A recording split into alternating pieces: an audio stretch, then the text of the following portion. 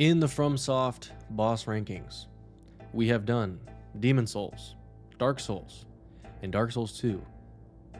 It is time for Dark Souls 3. And before we do this, I am predicting that Dark Souls 3 is going to have the highest average ranking because I love Dark Souls 3 bosses. I think they're very good, and I'm excited to do this one. Unlike Dark Souls 2, which had 41 bosses to do, we only have 8, 9, 20, 1, 2, 3, 4, 25. It's less quantity, more quality. I'm excited. So we're going to do Udic Gundyr first. Udic Gundyr, I'm going to go B tier. He's he's probably the best tutorial boss in the series. He's got 2 good movesets, and we really start to get into multi-phase fights in Dark Souls 3, and he's got a good second phase. First phase is the humanoid like sword combat, and the second phase is it gives you like a foreshadowing to the Pus of Man. The lore is pretty good. I think he's a great fight. You can parry him once you get good at the game. He might be an A tier. I'll go B, and if I want to adjust it later, I can. Vort of the Boreal Valley. It's going to be another B. I think mechanically very solid. He kind of foreshadows to Irithyll and the whole Pontiff storyline. You can get his hammer, you can get the eye. He's got a good moveset. I think he's got a real animalistic type of model, and it's really fun. I think dodging the charge attacks is very satisfying. I talked about Gaping Dragon having his whole body as a hitbox, and I hate that. Vort does the same thing, but it works because the hitbox is very brief. The window is very brief. You can dodge through it. And that's one thing about Dark Souls 3 that they really emphasized was dodging. You can dodge through pretty much all attacks in Dark Souls 3. And so having that charge attack feel fair is just really epic.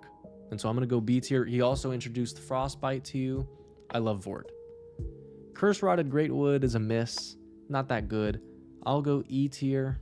I'm not opposed to having a boss where you just attack the weak points. I think that can be fun. But Curse Rotted Greatwood doesn't do it very well, especially when you go behind the boss and then you can't really see what it's doing because it's so big. I will say falling to the second floor is kind of cool, but the boss is hideous looking, although I guess it's kind of what they were going for, kind of a Bloodborne type of vibe. I think, just mechanically it falls short, hitting the eggs and stuff. And then I really hate when you have to wait for, when it shakes the acid down. I hate that. You just have to sit and wait for it. So I'm gonna go E tier. Because I hate durability in Dark Souls to begin with. I hate durability. I'm glad Elden Ring got rid of it. And so having a boss that exploits that, it can just be annoying. Crystal Sage, aka Fool's Idol 3.0 or 4.0, depending if you consider Dark Lurker 3.0. Crystal Sage, another duplicating mage. I don't think it's done as well as the Fool's Idol, but I don't think the Fool's Idol is that much better. I think it's like a hair below the Fool's Idol, and I think it's going to stay in the same tier. It'll be C tier like the Fool's Idol is. I think the Fool's Idol is C tier, but I think Crystal Sage is an average fight. Crystal Sage makes up where the Fool's Idol doesn't have any close quarters combat, and the Crystal Sage has his little straight sword. But I think the Fool's Idol has a better arena, better cover, and I really like the traps on the ground. So I'll go C tier for Crystal Sage. Deacons of the Deep. Very similar to the Royal Rat Vanguard. Royal Rat Vanguard has a bunch of rats, and you kill the one with the mohawk and you win. Deacons of the Deep is a bunch of deacons. You kill the one with the hat and you win. F tier for me. That's just not fun. A bunch of regular enemies. And this fight can be kind of tedious if you have a small weapon. If you're like a dex player, it's kind of early in the game. Maybe you don't have a big sword yet. If you have the great sword, it can be kind of satisfying to mow them down. But I think about killing this boss. Again, this is how I gauge if a boss is bad. How does it feel to lose to it? How does it feel to win? Killing this boss doesn't really feel rewarding because you just R1 spam them to death. Dying to this boss definitely doesn't feel rewarding because I guess the only way you die is by getting surrounded and then getting hit with fireballs. So this boss is not good. Abyss Watchers, S tier. I love the Abyss Watchers. I think the lore is awesome. They're one of the 4 Lords of Cinder, so they mean a lot to the narrative. They mean a lot. The lore is good. The lore is not awesome. You know, I talked about how Vendrick kind of rehashes the trope that Gwyn embodies, which is this great, powerful leader who kicks off the narrative of the game is now a husk of his former self. And I don't like how they reuse that. Similarly with the Abyss Watchers, they're too similar to Artorias and Father Gascoigne, where it's like you have this great warrior who became the thing he swore to destroy and is corrupted by his enemy. And it's like, okay, we did it with Artorias, we did it with Gascoigne, now we're doing it with Abyss Watchers too. It's a tired trope for me in these games. So for the lore, I'm not going to give them a 10. I think the lore holds them back a little bit. But what they mean to the narrative of the game is really good, and the actual fight is really good and unique, especially when the third one comes up and you thinking, oh my gosh, I have to go 3-on-1, but then he starts helping you, ideally, and he just aggroes against anyone. That's really awesome. So I love the Abyss Watchers. The only thing keeping it out of S+ is the lore is a little bit weak and hashed out, and they can be a little bit easy if you have a heavy weapon, because they're easy to, they have no poise, and you can backstab them. And I feel like if you got rid of the stagger or the backstab, that would be good. But you can't have both. You can't have both staggering and backstabbing on a boss. Now they're really just tall NPCs. So, I mean, they flinch more than the Dark Lurkers do outside their boss arena. So that's why they're not S+, because they can just be a little too easy. High Lord Wolnir, I just think is a better version of Curse Rotted Greatwood. Better design. Well, but he's got the mist, and I hate that mist because it just insta-kills you. And then he summons minions. No, I think they'll be on the same tier. He's got a great visual design, and the bracelets are kind of cool, and then his sword is really epic, and he's got a cool second phase, I guess. But he's not that much better than Curse Rotted Greatwood. Same idea of hitting the weak points. I'll keep him in an E. Old Demon King, I think, finds a good balance between spellcasting and melee and range AoEs and stuff like that. I'll go C tier for Old Demon King. I know some people don't like the Old Demon King. I like him. I think, yeah, he's just got a good mix of everything, and it's good. And then he's kind of in a cool arena. In the Demon Ruins, he's in a cool arena where you see all the stray demons around him, so that's pretty cool. Pontiff Sullivan, hardest fight in the game, no doubt in my mind. He is so difficult, so tough. S tier. The lore is good. The mechanics are absolutely perfect, and that's the thing with Dark Souls 3 bosses. We're going to see a lot of high tier because the mechanics on all the bosses are so good. But Pontiff is going to be a S tier. The reason he's not S+ is because he kind of feels like a side note in the narrative of the game. The narrative of the game is about the 4 Lords of Cinder, and he is not one. And I understand he's got some cool foreshadowing with Vort and the Dancer, and I appreciate that, and his presence is felt in the world, but really, you're not looking forward to killing him, because he doesn't mean much to the plot. If you never kill Pontiff,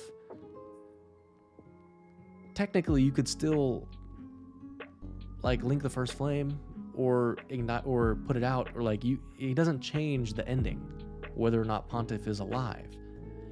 And so he can't be an S+ because he doesn't mean anything to the narrative of the game from that perspective.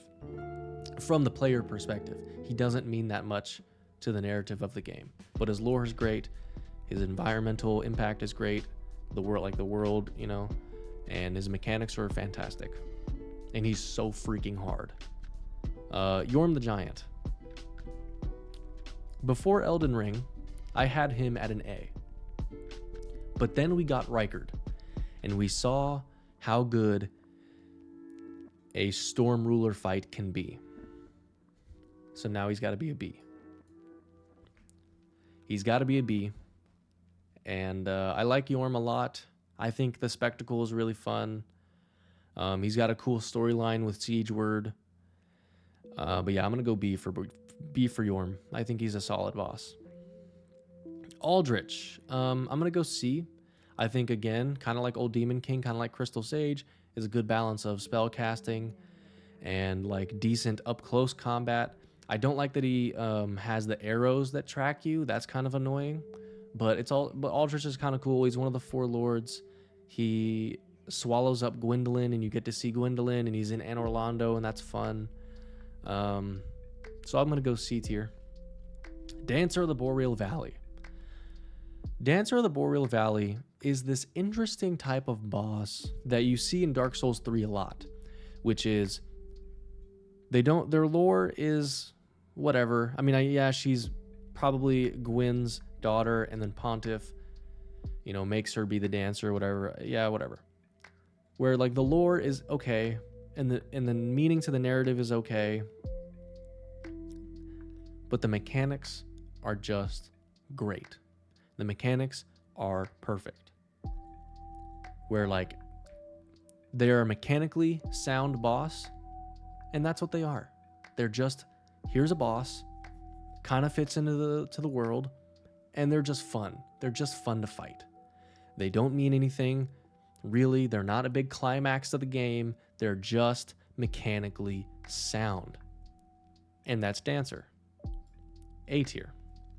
If she meant more to the story, she'd be an S tier. Or even an S+. But she doesn't really mean anything to the story. She doesn't really mean much to the world. She's just a mechanically great boss. Same thing with Dragon Slayer armor. Mechanically great boss. Doesn't mean a whole lot.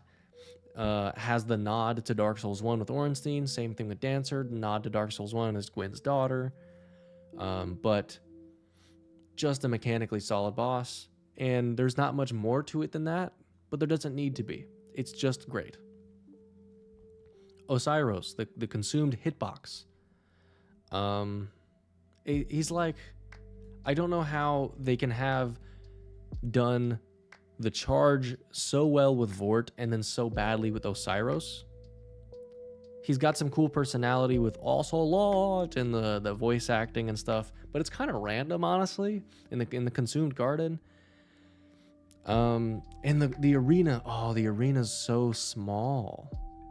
I'm gonna go E tier because he's very frustrating. He's too frustrating for me. He needs a bigger arena, in my opinion. Champion Gundyr, similar to Dancer, similar to Dragon Slayer, A tier.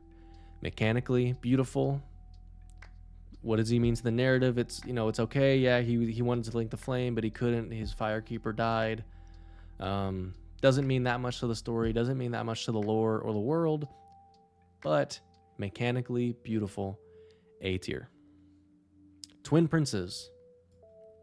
S tier. Means so much. He's the final Lord of Cinder. Mechanically amazing. The spectacle is awesome, especially in phase 2. He starts teleporting, and then like the little balls of light that attack you, and the fire along with the light, along with both princes and the cutscene. It's just beautiful. Honestly, why isn't he an S+? He means a lot to the story. The lore is great. I mean, literally the whole kingdom's named after him. He's going to be S+. I think maybe you could complain that the teleporting can be annoying. I didn't find it annoying. He's so late in the game that you should have enough health to deal with any and you should have enough health and good gear and enough stamina to deal with anything. So I'm gonna go S+. Ancient Wyvern, poo poo.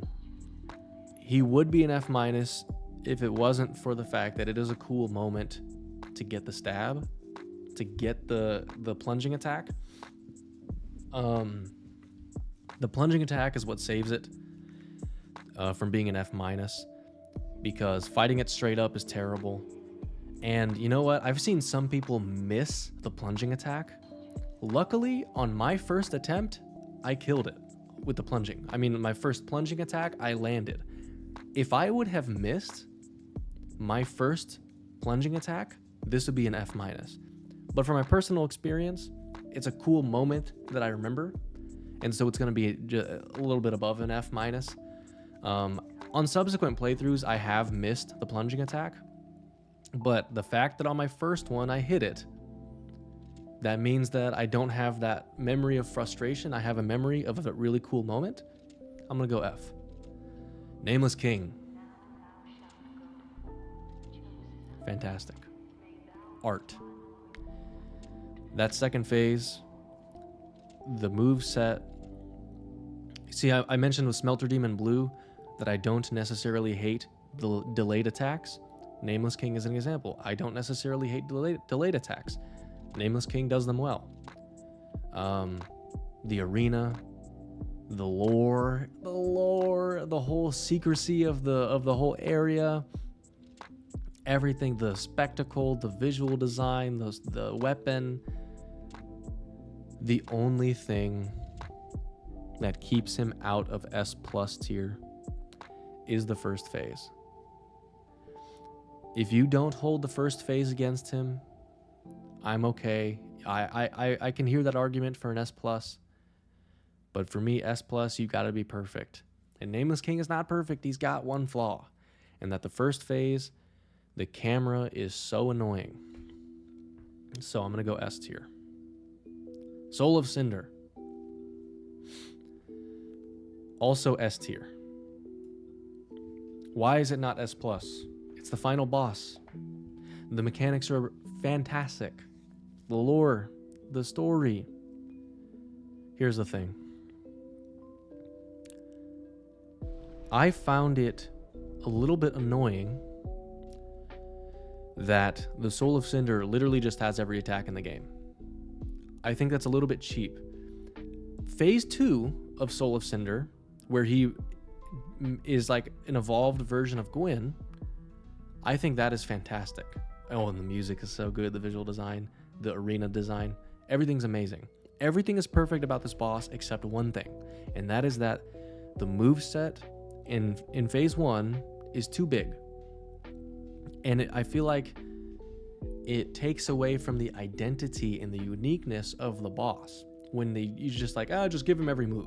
It's like I feel like in old video games you would have it where, the boss just has a 99 in every stat and 999 health and max strength and max speed and max everything. That's the boss. And it's like, that's not, you're taking away the identity of the boss. And I feel like with Soul of Cinder, it's that type of, there's no identity there in phase 1. And I felt like that was kind of lame. I understand with the lore, it makes sense because he is the, fragments and the influence of everyone who has linked the flame. But it just felt weird to me. It felt like a cop-out. So I'm going to go S tier, not S+. Champion, Gravetender, and Wolf, I'll go D tier. It is a below average beast fight combined with an NPC fight. That sounds like a D to me. It's like Vort, but not as good combined with an NPC. The NPC is kind of cool at least, but I'm gonna go D.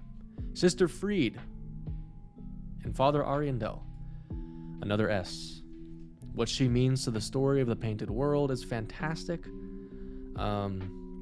It's a 3-phase fight, which is really epic, but it works because the first phase doesn't have much health, neither does the third phase. In the second phase, you're probably going to kill Ariandel, and It's a fantastic fight. The spectacle is really awesome, especially in the second phase with all the fire. I think the only problem with this fight... Oh, and you can summon Gale. I think the only problem with this fight is the third phase of Freed is too fast. And it's just not Dark Souls pace. It's a little too fast. It's like Bloodborne pace. And I'm not the first person to say that. And for me, that keeps it out of S+ tier. Demon Prince. I'll go A tier. Probably the best duo fight since ONS. Really, really good fight. It obviously is inspired by ONS in a lot of ways, where one of them is passive and shoots the range attacks at you. One of them is up close. Depending on which one you kill first, you get a different phase too. And they kind of combine forces. So very clearly inspired by ONS. Really good execution. I also really love that the mist that comes out and ends up like lighting on fire and damaging you, you get a warning. The mist comes and you see the visual effects, and then you can get out of the way, and then the damage comes in. And with the Valiant Gargoyles later on in Elden Ring, you don't get that warning. It just immediately damages you, and I hate that. Actually, Demon Prince might be S tier. Because the spectacle is really awesome too. They look so cool.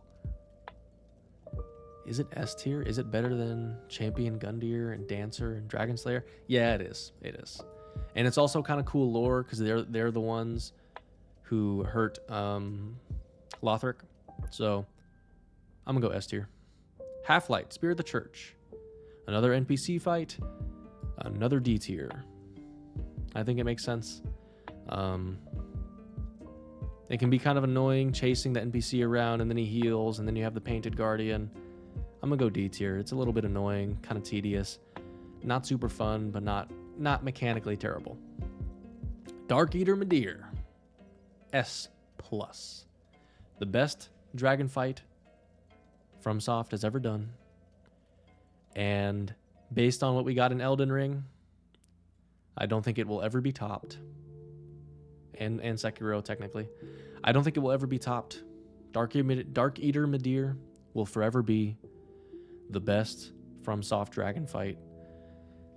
And that's all there is to say. The spectacle is amazing, the challenge, the beefy health bar, the fact that you see him as an environmental hazard, and then you get to hurt him on the bridge, and then you get down there. The dark laser attack where he, beams it all around is super fun. You hit him in the head. It's not an ankle biting simulator. Just an amazing fight. And Slave Knight Gale. What can I say other than S+? This fight is perfect. Perfect level of challenge. The arena's amazing. The spectacle's amazing. The backstory, you see him in the cathedral, and then you see him in the Painted World, and then you see him in the Ring City. You see him as all these phases. You have a connection to him. The lore is fantastic. Being the slave knight, fighting for eternity. It's art. This fight is art. And for me, Slave Knight Gale is a top 3 FromSoft boss of all time. There are only 2 other fights which I think rival Gale, and we'll get to those later. Originally, when I made the S+ tier, it was for Gale. I ended up kind of relaxing the requirement to be an S+, and I added, I got some more bosses in there to spread it out a little more because I felt like S was getting crowded. But originally, the S+ tier was the Slave Knight Gale tier. So that's what I think of him. He's fantastic. Let's submit that. 25 bosses, I believe. Yep. Analysis. We finally have some S+'s, baby. Dark Eater Midir, Twin Princes, and Slave Knight Gale. Beautiful. Overall distribution. I told you, man. I told you once we get to Dark Souls 3, we're going to see the higher tiers start to get some more bosses. F tier is still at number 1, but A tier is at 16, B tier is at 16, S tier is at 12. it's evening out pretty well. Evening out. S plus tier is still the hardest. It's still a very exclusive club, but we've got a better distribution. We've got a better distribution. Average quality by game, not surprising. Dark Souls 3 at a high B. Oh my gosh, 0.2 away from an A. And then Dark Souls, Demon Souls, Dark Souls 2. Multi-enemy still under single enemy. DLC above non-DLC. Humanoid above non-humanoid. And that's going to do it. Next up, we will do Bloodborne. And we'll see how it changes.